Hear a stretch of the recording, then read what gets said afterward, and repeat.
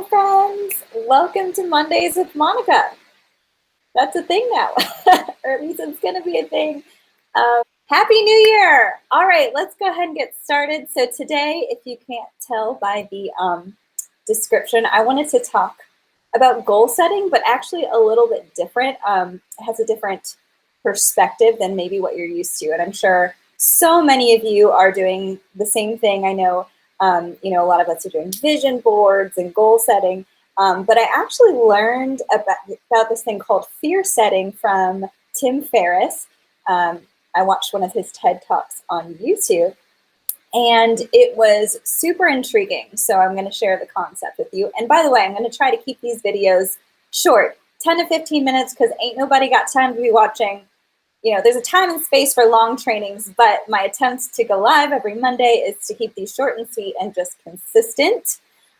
So fear setting, unlike goal setting, is when you think about the what if and the worst case scenario of what would happen if you don't achieve your goals. And the reason this is so effective, it sounds pretty morbid. And as someone who's an optimist and not really a pessimist, the point is not negativity, okay? The point is to really ignite you and get you to understand why achieving your goals is so important. Because oftentimes, a lot of us know what we want, but we don't understand what is motivating that. But more importantly, I wrote this down because I wanted to say it exactly this way. We never realize so oftentimes we're afraid of taking action because we dwell so much on what could go wrong. And we never realize that it's more terrifying to remain where we are. So of course we want to achieve goals and do all the things, and that's what we're so focused on. And that's important. Like I said, that's important, but it's equally important to realize the price of being stagnant and not growing and not taking action towards those goals. So for those of you who like a step-by-step process, I actually just completed this and I'm going to share my example for you. This is just one of the examples that I have for me personally. And then we're going to talk about, and I want you to think about the ways that you can apply it to your life and what you're thinking about accomplishing in the new year as well. I know you haven't seen me in ages. This is again, why I wanted to come on here is because I miss y'all so much. Okay, so number one, and look, y'all, I have this fancy setup here. We're going to experiment with it. Step number one, hang on, is it working? To imagine what if. Okay, so identify the thing, whatever the decision is that you're putting off, the thing that's making you anxious, or the decision that you have to make. So the what if. Okay, so that is step number one. The next thing that you're going to do is define the 10 to 20. It's a lot of things. Make it 10. Define 10 worst case scenarios that will transpire if you take the step. So you know how oftentimes we're afraid to do things out of fear, like fear of failure. So you're going to write down all the ways you could fail. So that way you can actually see it on paper. And, in direct sales, that's a common fear. I'm scared that I'm going to fail in front of my friends and they're going to judge me. Literally write these things down, a list of 10 to 20 ways you could fail at this. This is an important step, okay? The next thing you're going to do is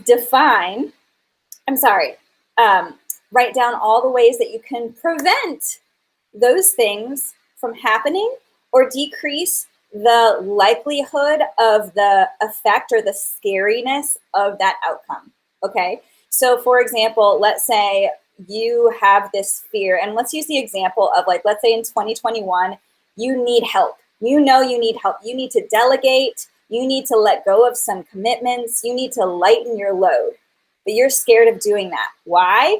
Step number one, defining, because you're afraid you're going to let people down. You're afraid that people think of you as a superwoman, and if you let go of some things and accept help, then it is admitting your shortcomings, or you're not actually the superwoman that people think that you are. Am I hitting home for anyone? Okay, So write that down too. And then in the second column, in the prevent column, you're going to list things you could do to prevent the likelihood of that happening. So, for example, let's say one of your fears is fear of what other people will think of you, or fear of saying no because you're afraid of letting people down. So ways that you can prevent or those things from happening are reading some books that talk about boundaries, so you feel empowered on how to communicate boundaries and how to say no. Okay, and then next and finally in this category, you are going to, so it's, I did it like as a table. So it's define, prevent, and the next thing is repair. So this is if indeed your worst case fear comes true and you did everything you did everything to prevent it, how can you fix the damage? Even if it's like the minimal thing that you can do, who can you ask for help? How could you, like, let's say, for example, you know you're supposed to eliminate things from your plate, but you accidentally commit to too many things. Even though you read the books, even though you talk to people, you know you're supposed to say no. Oops, you overcommitted. Okay, how can we repair this situation? It ain't that serious, y'all. You just actually, you know, this happened to me once. Perfect example. I offered to do a service swap with a local business. I have some social media experience. It was actually my local chiropractor, and I offered to swap services. But I did it during a season that I didn't realize was going to be super busy for me, and I hated the idea of letting this business down, because like I went to them, I really liked them, I wanted them to trust me and respect me and my abilities, and I could have followed through on my commitment, y'all, but that would have had consequences. That would have left me thin, spread too thin. It would have left me with not a lot of time with my family. I could have done it, but I had to repair the situation because I knew I had too much on my plate and there were other priorities that needed my attention. So what did I do? I reached out to them in person. I walked in and I just told them the truth. I said, I want so badly to be able to do this for you. I want to be able to give you my best. However, I didn't realize that I was walking into a season of my life and in my business where I'm realizing that I'm overextended and overcommitted, and I just can't give you the quality of work that I would like to. I'm so sorry it didn't pan out. But this isn't a great time. You know what she said to me, y'all? She said, I totally understand. It's no big deal. So basically, I could have let that fear, it turned out fine, y'all, but I could have let that fear completely derail my goal of setting boundaries in the new year, right? And so again, circling back, how could you repair if the worst possible situation, you forget how to say no because that you're just hardwired to people please? You just make mistakes, you get up, you rectify the situation, you're honest, and it's gonna be fine. It's gonna be fine. If people don't understand, guess what? It's gonna be fine, and you're honoring yourself, your commitments, your boundaries, your family, your time. So I hope this is helpful. So that's step one, is to think about the what if thing, okay? Step two is to think about what the benefits of an attempt or partial attempt of success might look like. So what could your life, okay, so we don't set goals if there isn't something positive to gain from it, right? So if you start to learn how to say no and you say no to some commitments, what good comes from that? Oh my gosh, time for bubble baths maybe? Time to read more Outlander? Quality time with your family? Maybe you get to have a girls' night out that you haven't had, or a date night out in forever. All of a sudden, I'm real motivated to say no, right? But again, unless we see this on paper, that initial fear and that initial response to people please, it's like an instinctual guttural reaction, but in our head we know better. So what this process is doing is teaching us how to rewire our thinking so that when we're having an emotional reaction, we know how to turn it around. Okay, so write down all of the good that could come from your what if thing. Okay, and then step 3, last but not least, this is the big one. Ask yourself, what is the cost of inaction? So write down in as much detail as possible what would happen if in 6 months, 1 year, or 3 years, what are the consequences if you don't start now? So maybe your what if is getting healthy. Maybe it's eating better, getting more exercise, working on your mental health. If you don't start now, what is your life going to look like in 6 months, a year, and 3 years? And this is where that kind of like morbidity or negativity might come in. But do you see why this part's so important? Is because it really lights a fire and helps you visualize, I've had enough, you know? And so again, to reiterate what I said in the beginning, oftentimes we're afraid of taking action because we dwell so much on fear of what could go wrong, fear of failure, fear of what people will think, fear, fear, fear. What about fear of staying where you are? What about fear of not taking action? That should scare you even more than anything that's on that list, y'all. So in summary, let me take this off. Again, step 1, what's your what if? What if you do that scary thing that you've been meaning to do, been putting off? What is your big goal? Okay, define all the things that could go wrong, then list all the ways you could prevent those things from going wrong. And then in the third column, write down, okay, if it does go wrong and shit hits the fan, how could I fix it? Because guess what? You can still fix it. That doesn't mean the world's going to explode. Step 2, what are the benefits of achieving your thing? And step 3, what's the cost of inaction? All right, so now I'm going to share one of my personal examples, which is a little bit scary for me because it might not be as relatable, but I still think it's important to talk about because I know there are other people who feel the same way. So it's no secret that I struggle with a little type A, just a wee bit. I'm a little bit of an achiever. I'm motivated oftentimes by performance, recognition, success, achievement. Okay, I'm always wanting to beat my best. And so in 2021, while some of you, it might be a struggle to turn it on, my goal is to scale it back. I am learning how to take myself up off of this pedestal that I've put I don't have myself on a pedestal, but this desire to prove and to always be on my A game, I'm tired of that, okay? And it's starting to wear on me. So my goal is, my big what if is, what if I scaled back on my personal business?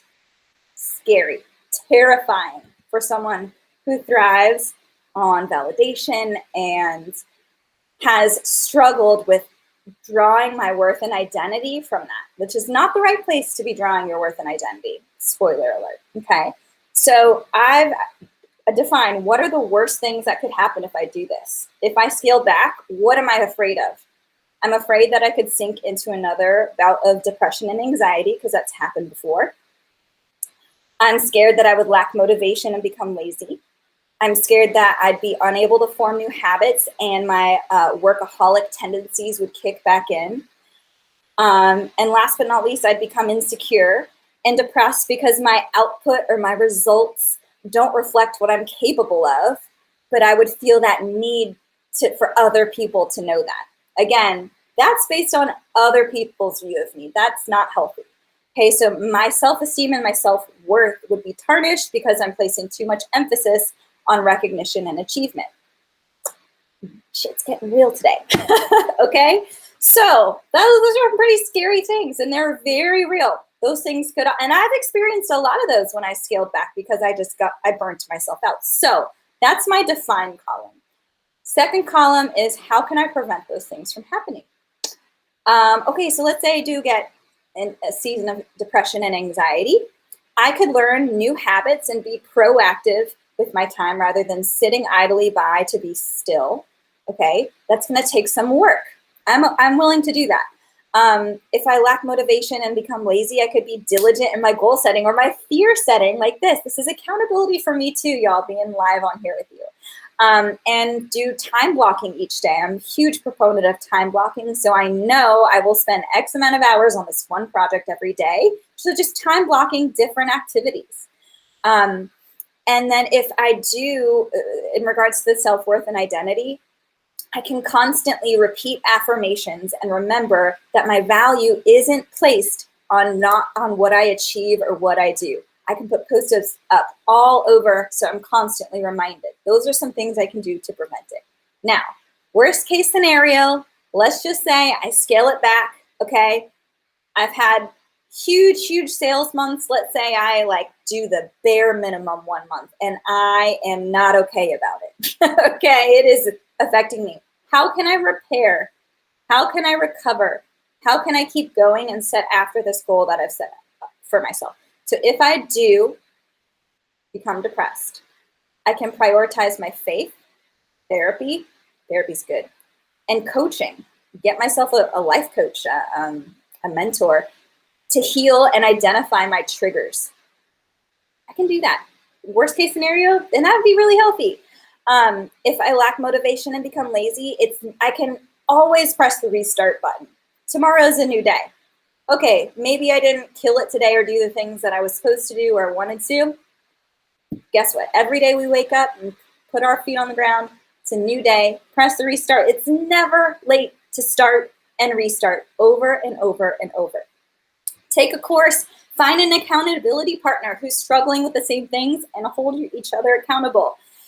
If I'm unable to form new habits and I slip back into workaholic mode, because this is the thing, y'all, the reason it's so hard to change is because it's ingrained in us. We are hardwired a certain way. So if I just slip into this pattern of saying yes and just going towards doing all the things, I just start to say no.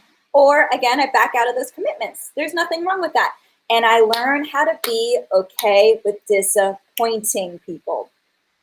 I can scale back anytime, and you can say no.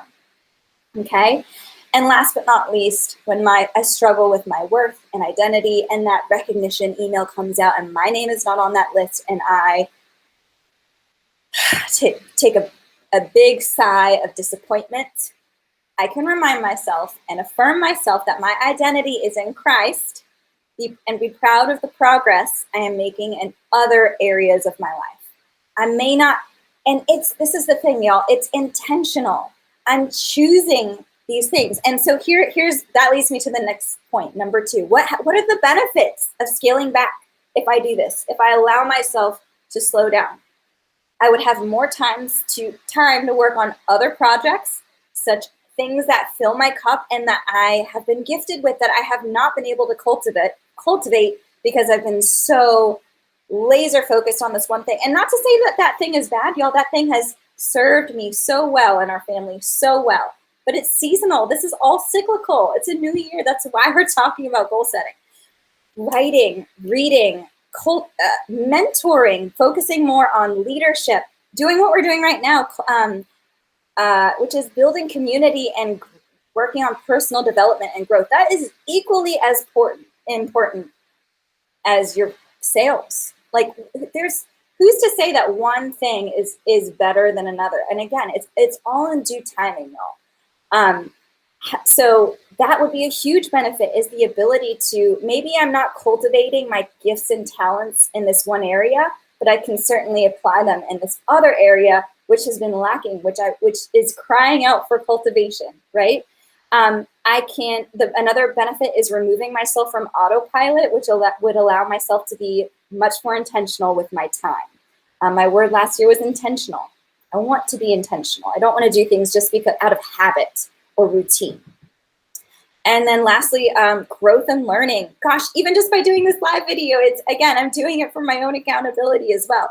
So growth and learning in other areas rather than an area I've already mastered. I know I can walk the walk. I know I can do that. I don't need to prove that anymore. So now I want to learn how to be better in other areas of my life and business. Okay. What is the cost of inaction?